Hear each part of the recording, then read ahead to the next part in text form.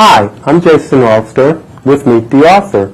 Today my guest is Debbie Tosun Kilday, a friend of mine, and she wrote the book No Limits, How I Beat the Slots.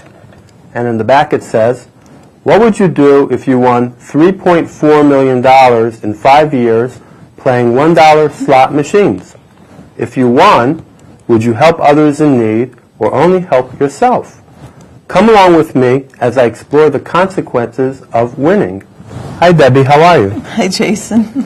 First, I'd like to say that I met Debbie. Debbie's a member of CAPA, Connecticut Authors and Publishers Association, and I met her. I'm also a member of CAPA, and I met her at the Big E bookstore when I went to put my book at the Big E, and Debbie was there running the store at the cashier, and she's the manager of the bookstore there. But now she came out with her own book, and I'm happy to have her as a guest. Debbie, what is your book about? My book spans 5 years that I went to casinos in Connecticut and Las Vegas, and I played mostly dollar machines, and I won that $3.4 million. And did you win that $3.4 million at one shot or over a period of time? It took the 5 years. It took 5 years to win that amount of money altogether. And what happened was I started going to the casino because my friend was dying of a brain tumor. She wanted me to experience the casino, and she never got to go with me. She started having brain seizures, but she sent me to the casino, and I had never been to a casino until I was 50 years old. And my first time there, I didn't know what I was doing, but I sat down at a dollar slot machine, and I played 3 coins in, $3 in, a spin, and I won $10,000. And Debbie has a picture, if I can quickly see that, of her winning her first $10,000 at the casino. Here she is with the $10,000, 2 $5,000 wads, and she has the $10,000 check from Mohegan Sun. You mentioned, and this I also saw myself in other books about slot machines, how to play the slots. You mentioned that you play the dollar slot machines. Is it better to play the dollar machines, or is the 25-cent machines, or the penny machines, or the $5 ones? The higher the denomination the machine is, the more chance you have of winning. The odds are better? Dollars are better than pennies, for sure. If you can't afford a dollar machine, I would say play quarter machines. Okay, the odds are better in those when you're playing the higher limits. Okay. Did you play the $5 machines too? I did play the $5 machines and even the $100 a spin machines. Wow. I had to try those. But you stayed mainly with the $1 machines. Yeah. Okay. Tell me, why did you decide to write this book then? After you won all this money, you didn't really need the money from being an author. Yes, no, I do need the money. What happened was when I was winning that first money, in the first 5 months that I went and played at Mohegan Sun, I won $400,000, and I gave that money to my friend that was dying to help her with her medical bills. And make her comfortable as much as I could until she died. But did you win monies after that, after you gave up that amount? Did you continue to go? I just continued. I was going at least 3 or 4 times a week back to the casino because I wasn't really losing. I just kept winning and winning. And what people don't understand is when you are winning and not losing, like most people will lose more than they win. Lose more than they win. Like me. But in that way, there's a balance. But when you keep winning, like I was, you don't get any perks from the casino. The only way you can get perks, because you don't have any losses, is to stay there for many hours and keep playing. And that's how they rate you, by the amount of time that you spend playing. So I was there quite a bit. Why did you need the perks if you were winning financially? I was giving the money away, like I said.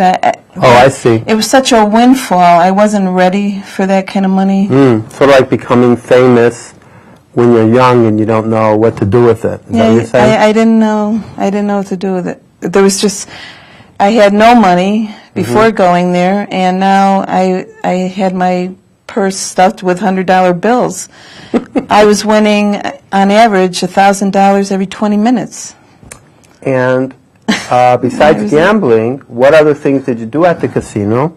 And what other casino? And did you only play at Mohegan Sun, or did you also go to Foxwoods or out of the state? I did go to Foxwoods, and because I had all these wins, and I had spent so much money at both of these casinos, I ended up being what they call a high roller. In other words, spending a lot of money. And high roller means making a lot of money or spending a lot of money? It's really spending. And you can't win money if you're not willing to spend it, I found. And I'm not afraid. Money didn't really mean anything. There was just so much of it at that time. I always knew, for some reason, I didn't know at the time it was first happening to me, but I had this feeling like I would always be able to make more. So the confidence, I didn't care. I was just giving it away, spending it. It was fun. And that's unique that somebody would give away the money that they're winning in a casino. Well, did you have the same luck in the other casinos besides, or is it only Mohegan Sun that you had this luck? I had the same luck in other casinos. Yes, so much so. After my friend died, I went to Las Vegas to see if it was any different there, just to see how it would go. And in 4 days and 3 nights that I was in Las Vegas, I won over $630,000. And you have a picture of you in Las Vegas, I saw here. The picture that's in the book. Your husband, Michael Kilday, in Las Vegas. Okay, giving you some good luck. The picture of the first one in Las Vegas, I didn't even check into the hotel yet. I was in the lobby when we first got there. It was very late at night. Somewhere around 1 and 2 in the morning, and I started playing this machine that I never saw before, and I won yet another $10,000. Wow. Here's a photo of you winning a $1,000 jackpot on a dollar machine. Yeah, that was small change compared to what I was used to. But I don't mean to brag. Were the odds, do you think the odds were the same in all the casinos, or they might just change according to the machine, or you really think there might be a difference in odds between the casinos? What's your opinion on that? When I went to Las Vegas, I found the odds were much better, and I think it's That's what people say. Because there's so much traffic. Well, they have to compete with the other casinos. Oh, so many casinos so in many one casinos. spot. So, like any other competitive business, it's they have more a term that I use or people use. Like the machines are looser in Las Vegas. Okay. You'll have that also with the crap tables that have better odds. Certain things that will pay slightly better in Las Vegas than in Mohegan Sun. It's very well known. Yes. Right. So, in Las Vegas, I went wild. Making that kind of money. I wasn't even going to bed at night. But the other side of it is I saw people that were suffering and they just looked like they needed money. Some were sick. And when in Las Vegas? Even in Connecticut. And when I would see that... to the casino because that That was their make it or break it sort of thing? Yeah, people were desperate. It was their last hope, making some money. And when I saw their faces, I just took out money and gave it to them. At the casino? Yeah. Wow, that's really interesting. When I say I was winning all this money, I'm, winning $5,000 each win. So you spread it around. I did. I spread it around. I shared it. Good for you. Do you have any? So now that we're talking about that, and you brought up those people that you saw at the casino, do you have any advice for people concerning gambling? Well, I was looked down upon. Like I said, I had never been to a casino in my whole life until I turned 50 years old. And when I was there, and family members from long ago that I hadn't seen in years found out I was going to the casino, they weren't happy for me. They weren't happy for me. I even shared my winnings with them and the experience of the casino, and people aren't happy for you. You find... not happy that you were winning, or not happy that you were going to the casino? Both.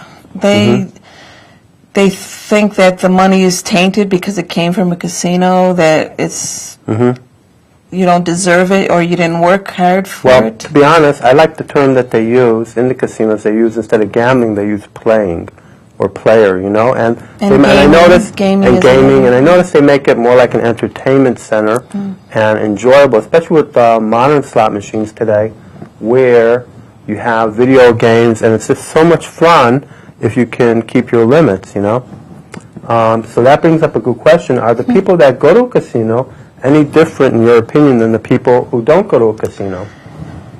Absolutely not. I have found that many people are closet gamblers. What does that mean? They will say that they don't go to the casino, or they don't go to the casino that much, and then those are the same people I saw at the casino: doctors, lawyers, governors. Governors? You met governors in the casino? Yeah. Really? And they were all there, but they were there very late at night because they didn't want other people to see? People to judge them by the fact that they were going to the casino. No, I don't think, there really is a stigma attached. There is a stigma, but if you go, you see, like it was, I happened to be in Mohegan Sun on Friday, and it was so jam-packed. I mean, it's an entertainment center, and well, what I said who in isn't my book, going, That's true. In my book I say I wasn't there alone, and it was jam-packed. Definitely not alone. Yeah, definitely not alone. But there's a difference between people who go there and maybe are overly gambling versus people who are going there for enjoyment and entertainment. Why do you think people gamble? What was your reason? Well, my reason was loneliness. After my friend, was diagnosed with the cancer, brain cancer, and I saw her dying. How long did you know this friend for? She was a childhood friend? 25 years I knew her. And when I saw her life slipping from her, I said to myself, I'm not going to hold back. I'm going to go have some fun, like she wanted me to. She had advised me to go meet new people and make new friends. But that was the reason why I went the first time. And I did meet a lot of people that felt the same way I did. It's a loneliness. They're going because they're lonely? Yeah, I have Lyme disease for over 20 years now. And after being out of work for so long, you lose touch with all those people that you knew. So I was basically at home, sick. I didn't really see anybody. Other people were at work, or they have other activities that kept them busy. And so I went really to meet other people, or just someone to talk to, because I was alone a lot. And how did you meet people in the casino? You talked to them about, you met people who were playing slots there, or you met them while you were eating, or you met them at a show, or just walking around? When you ask me, are the people there any different, I would have to say I met some of the nicest people there. Very friendly, very nice people, no matter what their situations were, they were very upfront. You know, they were willing to talk to you. I find that mostly at a blackjack table. You can talk to people when you're all sitting, because you're all playing together and conversations get going at a blackjack table. Yeah. At the slot machine, you're pretty much all alone. No, Crap table, people really are not talking to each other that much. But no, at the slot machines, we were all talking. We had like a little group. You knew each other, or we didn't know each other until I made all these friends. I knew about 80 people. That we would actually call each other and meet up and go to dinners and shows together. Oh, so you had a little support group. It was like group. a whole little community that was formed. That's interesting. Yeah. And you would go there, and did you share tips on how to play the slots with each other? Were they as lucky as you were, or something you had? Well, what I found out, and it started happening when I was in Las Vegas the first time, I realized I was playing this big giant machine in Las Vegas. It was a 10 times machine.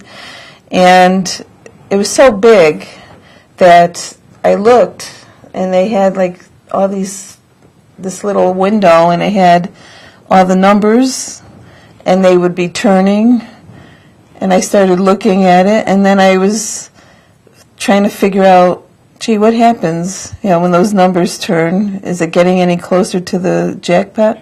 And it was. And that's when I realized that I do have this gift where when I look at a slot machine, I kind of see where the programming is in the machine. And you said actually that you worked in computer programming. I did. You mentioned that. I did. So what type of programming did you work with? Well, actually I was a computer operator when I was working at my job, but I had gone to CPI to learn computers, so I had some programming knowledge. COBOL, I think it was in those days. It was so long ago. But so anyway, watching the machines, I'm very observant, and I would be watching the machines, whereas other people, they go to the casino, they just go there and they don't pay attention. They just want to escape. You were asking, why do people go there? The other reasons, some people, like when we were kids, you want to play a game. People like to play games. Sometimes it does get out of hand and they become addictive. I can tell for myself, part of it was a challenge to see if I could beat the system, and you'll see different people going there. They think they have a method. Alan Alda wrote in his book that he also went and tried to earn money by playing with the horses, and he tried certain methods. So people tried to beat the system. That's another. I was always challenging myself. It was so easy. For you. Well, I realized that I would only sit down at machines that I knew were going to win. I can't really explain it fully. You had a feeling, okay? You can see the aura on the machine? Would you call it that? No, it's more like the positions of the numbers and the bars and the symbols.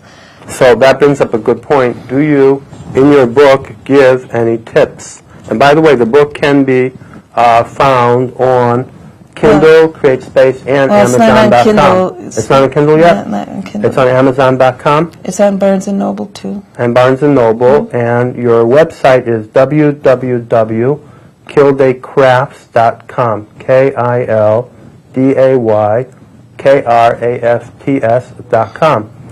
So, do you give any advice in your book about playing, at the casinos? I do. And how to win? I use one machine as a model because if I feel that all the machines are programmed the same. No matter what you see on the screen, they're all programmed the same. The programming behind the machine is the same regardless of what the game is? Yes. So you have to look for certain things before you're going to hit that progressive jackpot, let's say. And that you give away the secrets in the book? I do. I do, because I read many slot machine books. Well, let me ask you. So now let's say everyone gets this book.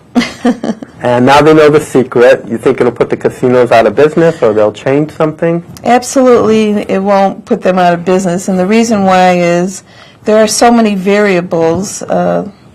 Like when you go to a casino, you don't know who was sitting there before you, for instance. And you absolutely, the one tip I have to tell you is make sure that you're playing the maximum amount of coins in whatever you're playing. Because if you don't, it delays the machine from hitting the jackpot. It'll stop that programming until someone comes along and starts playing the maximum amount of coins. And then when they have the maximum amount, so the computer starts getting closer to the jackpot? Much quicker, too. So when you sit down at a slot machine, you don't know if someone was playing 1 coin on a 3-coin machine. If they were, it has delayed that jackpot Becoming closer. quite a bit. Okay. It's almost like going backward instead of forward. Okay, getting to that, closer to that number for the jackpot. That's very interesting. Where's all the money today? Well, during those 5 years, like I said, I didn't win it all at once. It was little by little. And I did. I gave the money away. People needed oil for their houses. So you became a charity. I guess. You took from the rich and you gave to the poor. I was the rich, though. I was taking from myself. Robin Hood. The only 2 people, I mean, I do regret, the only 2 people I wasn't thinking about was myself and my husband. Thinking, And you didn't leave any money for yourself? Or you probably felt that you can still win? I always tried to keep that first $10,000 that I, and play with that. But you won $3.4 million. Yeah, I was Where did giving it go? It went away. You gave it to, you were giving it up because it came in small amount or in different amounts. You were giving it piecemeal and didn't realize how much you were giving away? No, well, no, I didn't realize it. It's true. And so until I started writing the book. It took me 2 years to write this book. I stopped going to the casino. And the reason why I stopped was I was being taxed so much. Here I was, a person on disability. I was being taxed like a millionaire. And I was giving the money away, and then I didn't have the money to pay the taxes. Oh, okay, so you didn't realize that. And I had to go back to the casino to make more money, to pay the taxes. It was like a vicious cycle. And the other thing was, because I was so well known for winning so much, people were following me around, asking me, what machine should I play? Can I play the machine you're playing so that I too can win? You should have charged for consultation fee. We're almost done with the program. What we do at the end of Meet the Author is we have the author sign a copy of their book for the show, okay? And because that's important, because people do like to get signed copies by the author for the show. Oh, thank you so much, Debbie. And I wish you really a tremendous amount of luck. I do have to say, though, I do have to say, I was not afraid, and that's an important lesson. After I saw what happened to my friend, I'm not afraid to live. I'm not afraid to spend money, even if it hurts. I'm not afraid to enjoy myself. And if that's what makes you happy, that's my advice for people.